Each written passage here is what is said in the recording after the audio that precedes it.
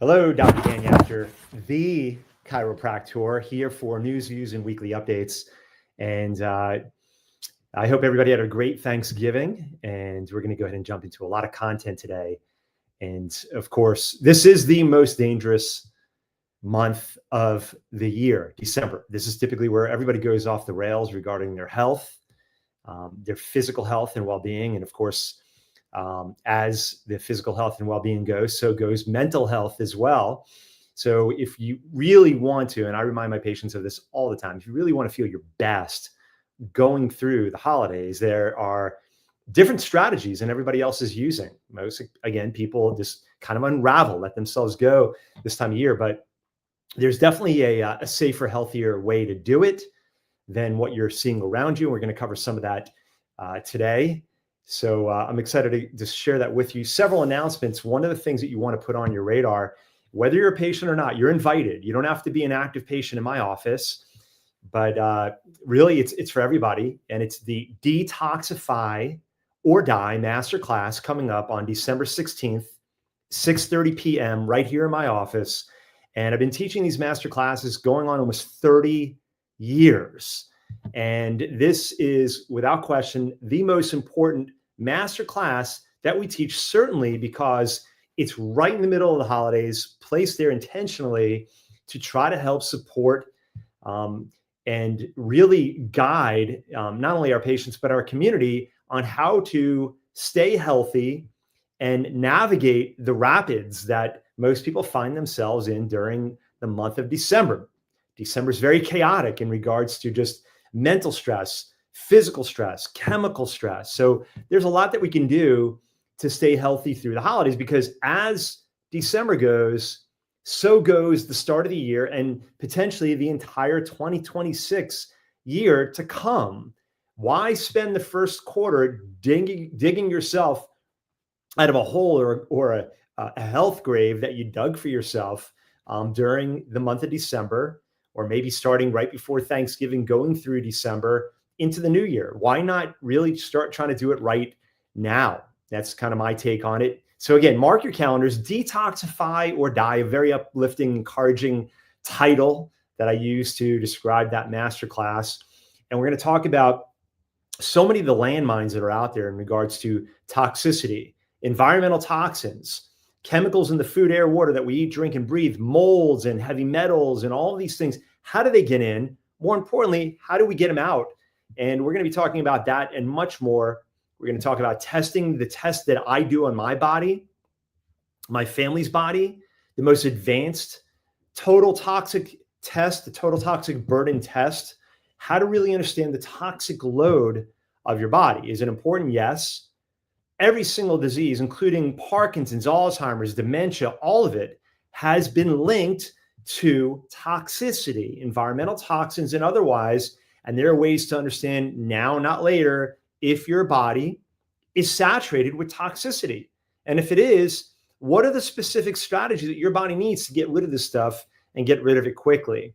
Cece, good to have you with us. And of course, we'll be having a lot of folks watching now and later on jumping on with us.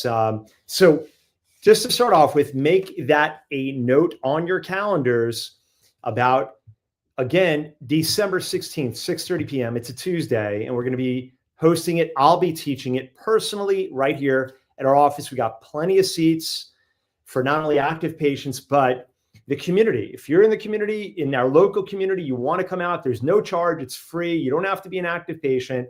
And if you come, sure, I'd love to meet you if I haven't met you before. But if you just want to remain anonymous, sit in the back of the office, nobody here makes you feel uncomfortable. You want to just get the information and leave, no problem. You're not tied, obligated to anything clinically wise or whatnot. Just come get the information, learn, grow, and elevate your confidence and knowledge base, confidence in knowing really how to steward your health and well-being in a great way. So another announcement, stand by for the announcement about Santa. Did you hear Santa is coming to town? He'll be here. He always stops in for his adjustment this time of year. It's very important that he stays aligned, well adjusted, and his nervous system is working well, because he's got a big job to do. So he'll be here taking pictures, first getting his adjustment. That's number one. and 2, taking pictures with the kids, which he likes to do as well. We also will have some cookies and milk and stuff like that for him, but he'll be here. Also, if you have your picture taken, we have a sleigh that's been built by our very own Jeanette. And if you have a picture taken in our Christmas garb, then you get entered into a raffle drawing giveaway, and it's going to be a lot of fun. We're going to have just a ton of fun. The office is decorated. It looks amazing. So be on the lookout for those dates. Again, Santa is coming to town. More specifically, he's coming to our office, and we feel very fortunate. And he's been looking forward to it for the whole year. He let us know that. He just reached out not long ago and told us that he's greatly anticipating his visit. So we are going to be wrapping it up. We're going to be wrapping what up? The discussion on diabetes this past 4 or 5 weeks has been all about blood sugar management, diabetes reversal, blood sugar control. And we're going to be entering the new content, the new masterclass content, Detoxify or Die. Before we do, we're going to wrap it up. We're going to put a bow on it, and we're going to kind of cinch this thing up with the last bit of information you'd want to know about blood sugar control, diabetes reversal. What are the main factors? If you're an adult onset type 2 diabetic, in fact, it's no longer called adult onset. It's 30% of our childhood population is either pre-diabetic or full-blown diabetic. Hemoglobin A1C over 6.5 is a full-blown diabetic. 5.7 is 6.5, pre-diabetic. Fasting blood glucose over 100. Insulin levels, you want to know about that. Obviously, from my perspective, if you're over 5, you got a problem. So again, if you are a type 2 diabetic, we're not talking about type 1, we're talking about type 2, although there's plenty to talk about in regards to type 1 and whether it's reversible or not, but we're really honing in on type 2 diabetes. What are some of the things that you can do to prevent diabetes, or if you have it, potentially reverse it, control it, maybe in a non-pharmaceutical way? Is there a way not to take drugs, not to take pharmaceuticals, not to need pharmaceutical interventions if you're a type 2 diabetic? Well, at a bare minimum, let's lay out the strategies, at least the knowledge you need to have in order to understand that there is a way to control, at a bare minimum, prevent, avoid becoming a diabetic. And most of these strategies have been shown to reverse diabetes. Number 1, this is the single most or least often discussed or talked about factor in diabetes: your spine. What in the world does your spine have to do with diabetes? Well, it has everything to do with it, because the nerves that are coming out of your spine, your brain communicates with your body. Your brain runs your body. It runs everything in your body through your spine. So if the vertebrae are out of alignment, it's like a blown fuse. It's like a breaker. Blood. Had my blood work on Monday. I'm checking out your comment here. CC, had my blood work on Monday. Hope my levels are okay. Yep. I have a feeling they are going to be doing okay, because you work very diligently on these things. And I know when the last test that we looked at looked really good. So I have a feeling this is going to follow in lockstep. So I'm looking forward to seeing it as well. Make sure you get me a copy of that panel so I can get my eyes on it. Blood sugar. So what are some of those things? Well, the spine, the bones out of alignment are like blown fuses. When those bones move out of alignment, it can irritate, inflame, affect the nerves in such a way it distorts the communication coming down, through, and out. Well, newsflash, those nerves that are leaving the spine in many different areas, 1, the vagus, the wandering nerve, cranial nerve number 10, has influence over your pancreas. The vertebrae in particular, where in the mid-thoracic vertebrae, you have T6, T7, T8. You have direct wiring into the pancreas, more so into the beta cells, the islet of Langerhans cells, where you have the beta cells, which produce insulin.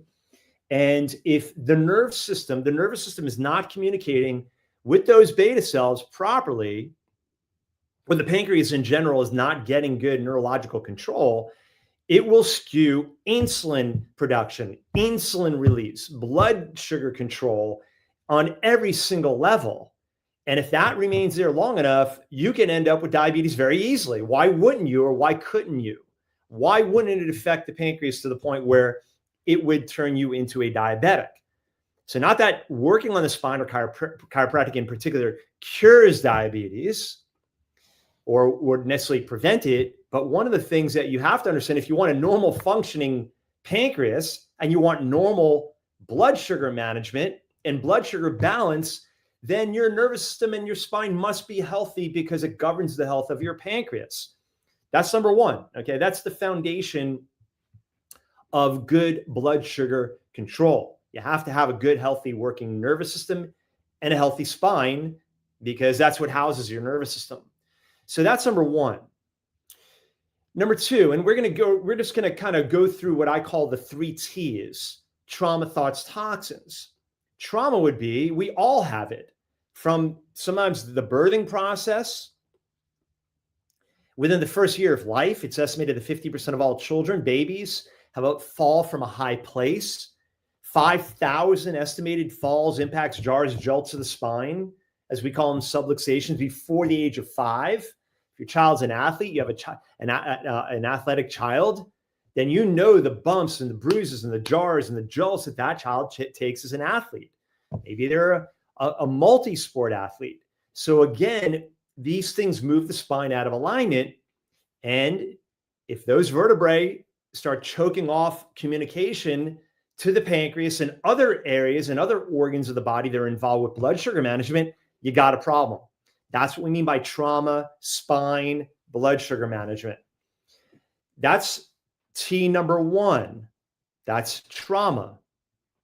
T number 2, thoughts, or what we refer to as stinking thinking. Okay, stressful thoughts elevate cortisol. Cortisol is a more potent controller of blood sugar than insulin. So I have worked with people clinically who don't, basically stuff their faces with sugar. So when you think of diabetes, you think of sugar.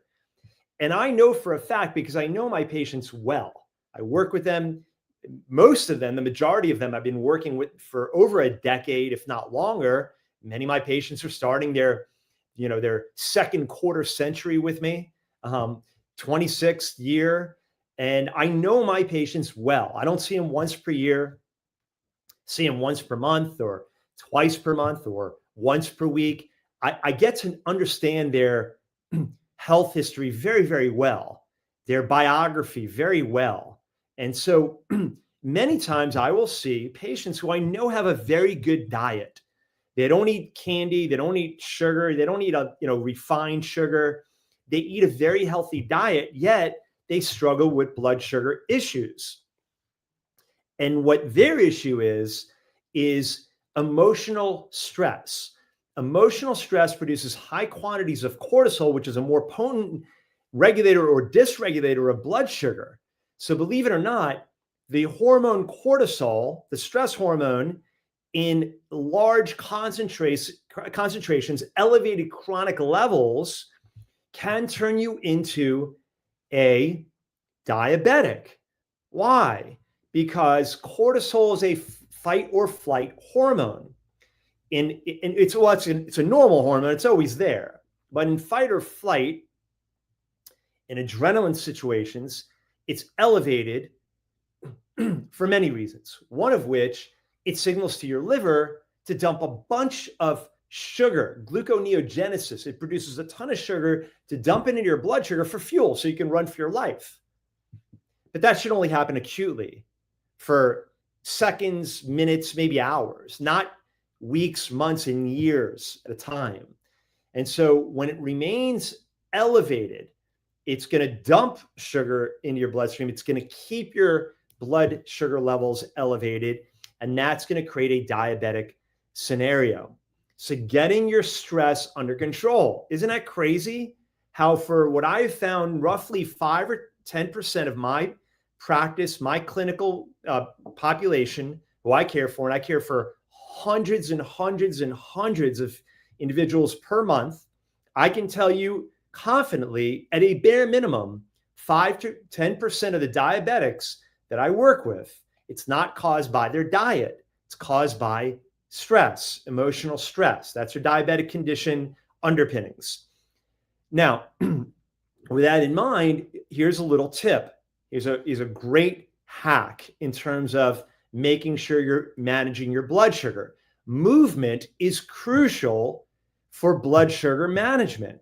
So the one thing that you want to make sure that you do, whether you have a blood sugar issue or not showing up on your blood work, is you must move after the last meal of the day.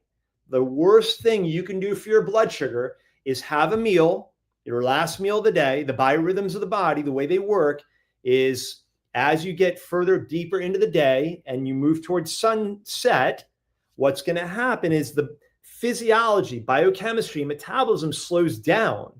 So any sugar, whether it's refined, bad sugar, or starches, or whatever form they're in, they will impact your blood glucose much greater than earlier in the day. So the closer you get to sunset, the more impactful that last meal or that meal is going to be.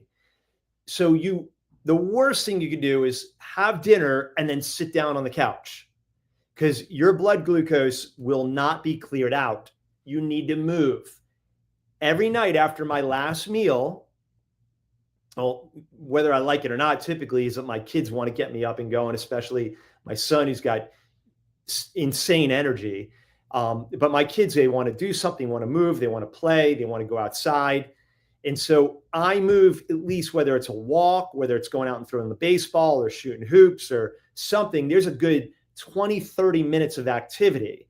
Now that it's getting dark very early, it's out on the lanai, throwing the ball or playing some ping pong or doing something to move my body. And that movement is key. It's very difficult to hit a moving target. If you want to prevent diabetes or potentially reverse it, movement is one of the most potent therapeutic interventions. You need to exercise, you need to move, you need to walk, you need to get your body going. A brisk walk of 10, 15, 20 minutes will do wonders to lower your A1C, fasting blood glucose, and insulin. Get moving after the last meal of the day. It's crucial. Then the last tip that I'll give you is toxins. So we have trauma, thoughts, toxins. Those are the 3 T's. The toxins, as we're discussing this, is what's toxic to your body and your blood sugar and to your insulin response to the food. How does your body respond to food? How it responds may be different than how my body responds. And that's what I mean by toxic. One food which may be toxic to your pancreas and cause your insulin and your blood glucose to go through the roof may have zero impact on mine. That's what I mean by toxic within the context of toxicity.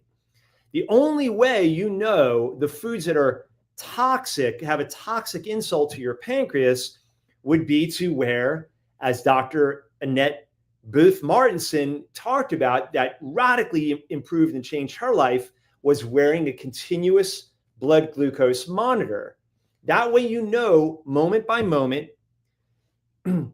hour by hour, day by day, what type of foods impact your insulin blood glucose the most, which skews your blood glucose the most, which pushes you toward a diabetic state the most. What type of exercise is right for your body? How do you dose exercise? For some people out there, you exercise and it actually improves your blood glucose. For me, I do the same type of exercise, my blood glucose goes through the roof. Why? Or if you're doing intermittent fasting, for one person, it does miraculous things for their blood glucose, lowers it, improves every aspect of their blood glucose management. For another person, when they do intermittent fasting, if they don't do it during the right time, if you don't have this specific window and you fast during the wrong window, your blood glucose goes crazy. So really what the toxicity means, figuring out how foods affect your body, which foods affect your body adversely, at what times of the day, exercise, different your schedule, your sleep. How is all of this stuff impacting you? And guess what? The continuous blood glucose monitor is the only way you can figure this stuff out, because it's literally with an app. You can watch on your phone moment by moment what's literally going on inside of your body. So again, one of the greatest, well, I would say two of the greatest health gifts that you can look into, either for you, if you're looking to buy somebody a Christmas gift, or maybe you're looking to put the request in. One, the Oura Ring. I have always been very skeptical. I'm not going to name the brands, but I've used a lot of different biometric trackers, and I was never happy with any of them until I got one of these, the Oura Ring.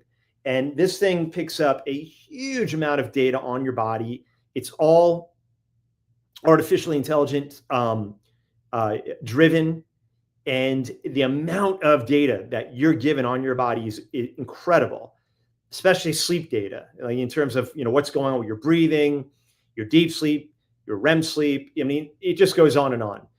So that's a great gift. The second one is a continuous blood glucose monitor. And so with that, the glucose monitor, you put it on for maybe 2, 3, 4 weeks. They now have made it accessible to anybody. You don't need a script to get one. There are tons of websites out there where you can have it shipped right to your house. But those are two great ways to monitor, manage, and really understand your body, your physiology, your biochemistry on a deep level. The great physician will tell you through these incredible technologies how you can improve your health. So again, the masterclass coming up, Detoxify or Die, on the 16th of December, 6:30 p.m. right here in the office. Santa's going to be here the week leading up to Christmas. He will be here taking pictures with the kids. Be on the lookout for the posting on the announcement, the Santa's schedule.